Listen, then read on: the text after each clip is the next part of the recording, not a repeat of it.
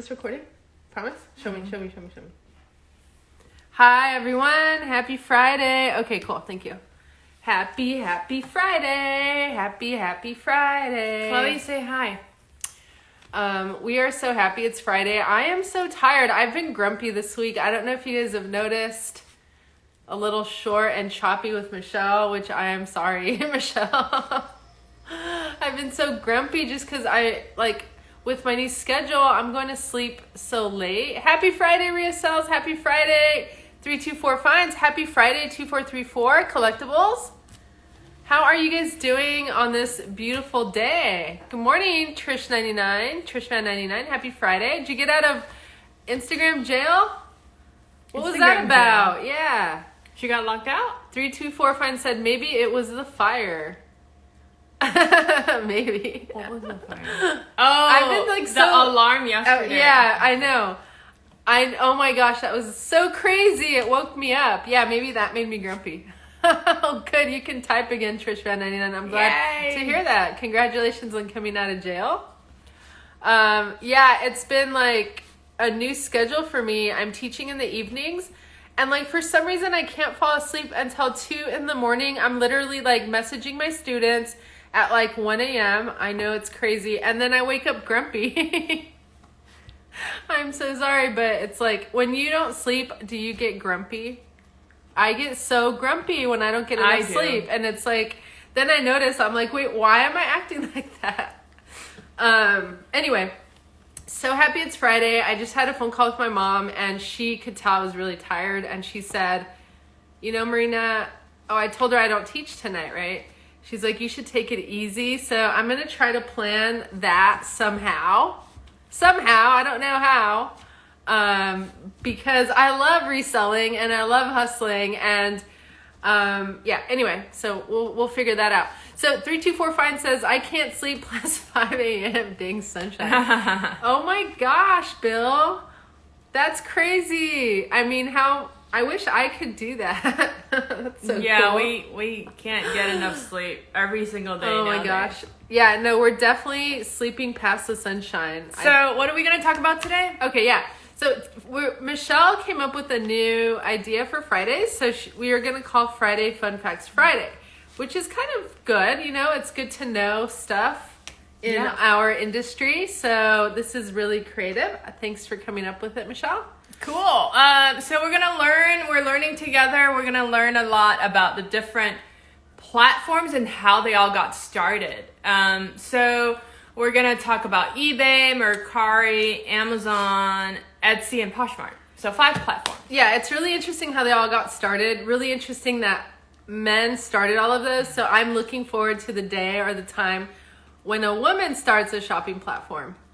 There are some. They're just not Yeah, like Tradesy, right? You said it was one. Okay, so we didn't talk about that one. But, let's talk about some of the bigger ones like eBay. So did you guys know that eBay started in 1995 as an idea for collectors to buy and sell Pez dispensers? Founder Pierre Omidyar began eBay as a favor to his girlfriend. Happy Friday, Joy of Vintage Joy Life. Happy Friday. So the story is Omidyar's girlfriend. She later became his wife. Was a Pez. Just leave it there so they can see the picture. Yeah. Was a Pez dispenser enthusiast and collector. So she was frustrated with the internet and her search to find other Pez collectors. Yeah, I mean, were you guys on the internet? Those of you who were alive and old enough to reach a computer, did you go online in the 90s? I used to go online in the 90s. It was AOL.com. If you don't know what that is, there's a movie called You've Got Mail. Check it out. And it copies that. So basically, Omidyar, he wanted to help his girlfriend. So he started an online website for her to reach out to other Pez collectors and network with other like-minded people in the collection space. Super interesting, right? That's how eBay got started. Good morning, Thrifty Mayonnaise. And sorry, it's me in Arizona. Yeah, I remember that. I read it wrong yesterday. Yeah, and I watched the live, so I got it. All right, and good morning, Eco Exchange. And yeah, Trishman99 said in 1999. 1999. You were born in 1999, right? Right? No, I'm just kidding. It's crazy. That's how eBay got started. He just basically started with this website to win his girlfriend over, I guess. In a way. Vintage Joy Life said I played Snake and Frogger. Oh, I played Snake how funny. a lot. I remember. Yeah. So, I mean, yeah, like those were the days. It was so fun to go online and connect with, with that weird sound. Can we just leave the picture here and then we can talk about it? Okay. Yeah. So eBay, I don't know if you know, but it was known. Well, you forgot to mention, Michelle, I think. What? Oh, never mind. Okay. So eBay was known as Electronic Bay. Actually, it is still known as that, I think. eBay, yeah. eBay. So, yeah, and it began on Labor Day in 1995. So I guess like he had, free time on that day. And at that time, it was like super basic. There were like no guarantees, no fees, no third party interaction. If there's any disputes, we didn't have anyone there to just help you with the disputes, and there was no payment platform. So I remember people talking about this who are still eBay sellers, that people used to write checks. Yeah. And they have to mail the product. And they would, but they would mail a check, and then it would take that long to cash the check. And it was just crazy. Like, yeah, I remember those days of writing checks when I was a teenager. Good morning, my web promos. Happy Friday. Good morning. And before he named eBay, it was called Auction Web. That was the first name. And then he kind of evolved it to eShop. And then it became Electronic Bay. Gosh, I mean, I gotta say, it's really inspiring to find out how these companies started so basic.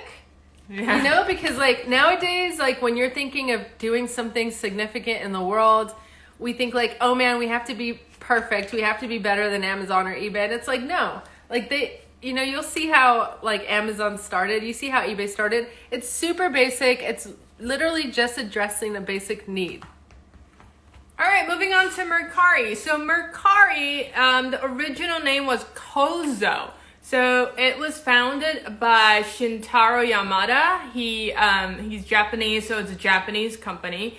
And this is quite interesting, as the more I study about this Mercari, the more I like them, because the founder's goal is really, he wants to help society thrive by circulating our limited resources, which is like a super duper cool idea. It's really, really cool, and it's kind of counterculture to like the United States. In the US, especially in the last, 20 years or so, our culture is like buy something, get rid of it, throw it away, and then buy something else, right? So even like all of our appliances and electronics and cars and everything, before they were made to last, right? And now they're made to recycle. Like not even recycle, but just get rid of them and buy new ones. Yeah. So companies can keep thriving and making their profits. Well, Japan, there's a lot of people there. So maybe it makes sense there. Like they have limited resources. But what I really like about the founder is that he's also trying to figure out how to help people build wealth. Because you can also, build some money. That's why we're all doing it, right? So Mercari, he also said like he wanted to use smartphones to connect individuals around the world, to share resources this way, and also we might be able to raise the standard of living in emerging countries, maybe even by a little, which makes a lot of sense. And good morning, Poshi Mama 3. Happy Friday to you. Good morning. And Yamada believes that using and tossing is a preconception. So he wants to create a cycle that's good for people, society, and our planet. We need to create a more circular economy. And he thinks most of the things that we own do not need to be thrown away, which is super cool that he's starting this movement. And, with people who want to save the environment, definitely this is like a huge movement by creating this platform for people to use. Yeah, I mean, I have to agree with that. Like, we have things that are made. They take a lot of energy to make. They create a lot of pollution. And it's like, sometimes you get tired of those things and you don't want them anymore, but like, they don't need to be thrown away. Mm-hmm. Right? And like, how many people do we know that really cherish secondhand items? Like, honestly, right? Yeah, correct. I mean, we do. Good morning, Mama Ventures. Happy Friday to you. All right, we're going to move to Poshmark. So Poshmark was founded by Manish Chandra, and we actually met him at PoshFest. Has it been 2 years? No, last year. And so Manish has 20 years of tech background and 8 to 9 years of fashion background. He actually founded a website called Kabuto. And Kabuto is kind of like Pinterest, where you show a lot of lifestyle and home images and photos. You upload it, and you kind of share different ideas with other people. So basically, he's a tech guy, right? Tech guy, yeah. So when he built this app, or he was a part of this app, he noticed like a lot of women wanted to buy clothes from other women. And so that sparked an idea onto him that he could create a secondary marketplace. That's how Poshmark was born. And Poshmark currently has 50 million users today. I think it was really bright because like eBay started out as like you could sell anything. But I mean, he obviously saw like, us women, we find clothes from other women that we want to wear and that we love. Good morning, Fabulous Fashion for you. Happy Friday to you. So that was really strategic on his end to have done that. Yeah. Okay. So the next one is going to be Etsy. So Etsy's founder, do you want to talk about him? Yeah, so Etsy's fine. He's so young. I just looked at his picture. He actually has a profile on Etsy too. Good morning, Bubblegum Dream Cat, and good morning, ARW316. So the founders, there are 3 founders: Rob, Kaylin, Chris McGuire, and Haim Shopik. They created the company in a Brooklyn apartment. So the idea was born basically, Rob Kaylin, he is a wood maker of wood shop. He has a wood shop. He makes his own crafts. And basically the idea just came from, hey, I want to create something from scratch and I want to sell them. So he started with his partners, and they want to have like this online platform for craftsmen to sell their goods. So in July of 2007, Etsy had its own 1 millionth sale. So it just pretty much grew from there, just from an apartment. Isn't that crazy? Yeah, our gardener is here like too early today. They're supposed to come at 9. So that's why our dog is barking. If you guys are still here, please hit the like button and we will continue our live. Let me get the dog. Uh-oh.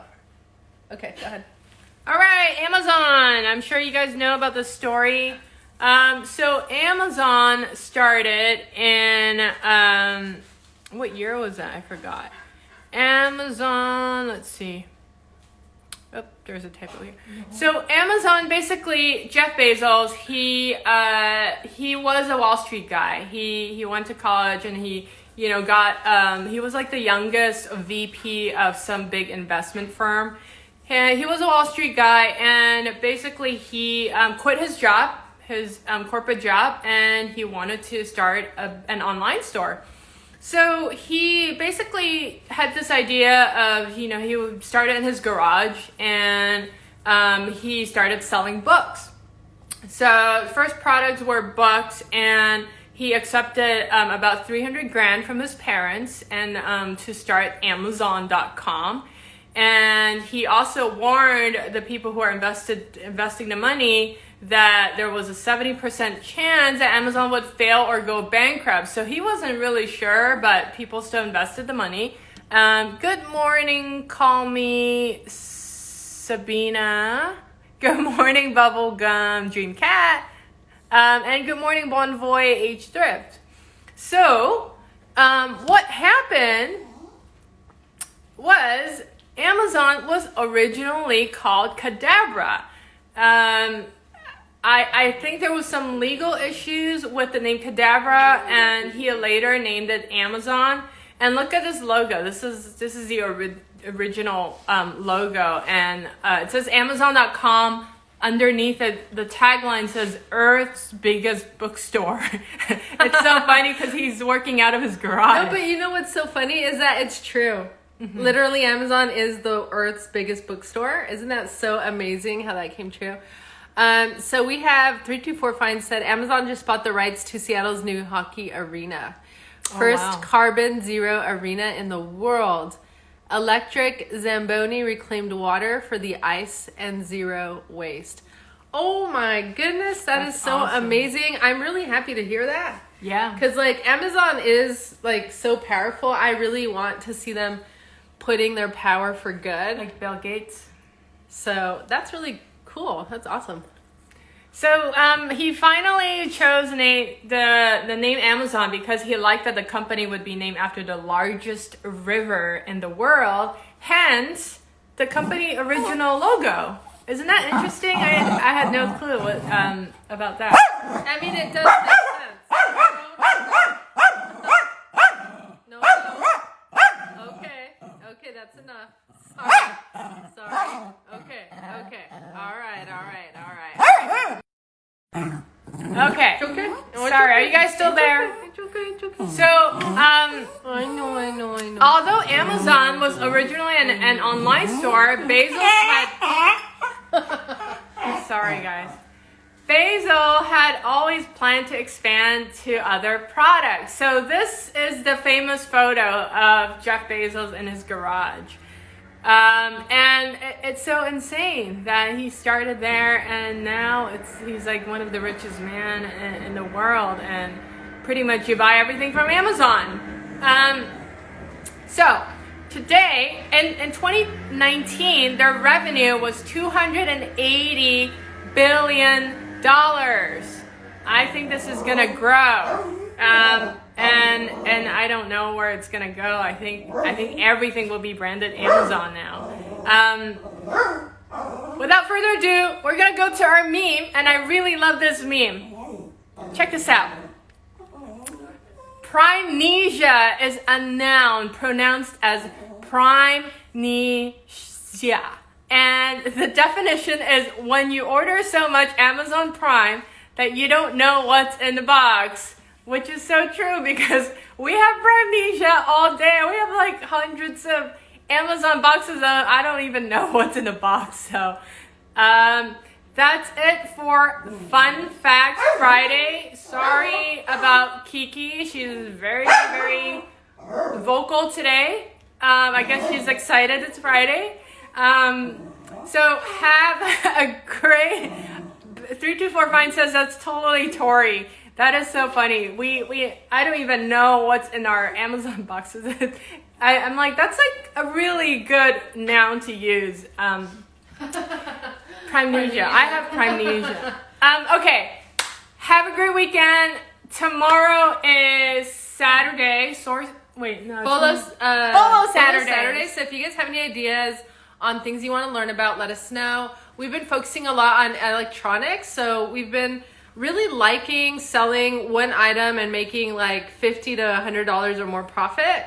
It's been a nice change from like what we usually do. So yeah, so maybe, electronics could be an option. But again, let us know, keep us posted. And thanks for joining us. It was a pleasure. Have a wonderful Friday. Please take some time for yourselves and enjoy the weekend. We'll see you tomorrow. 10:30 a.m. PST. Sure. Okay. All right. Bye-bye.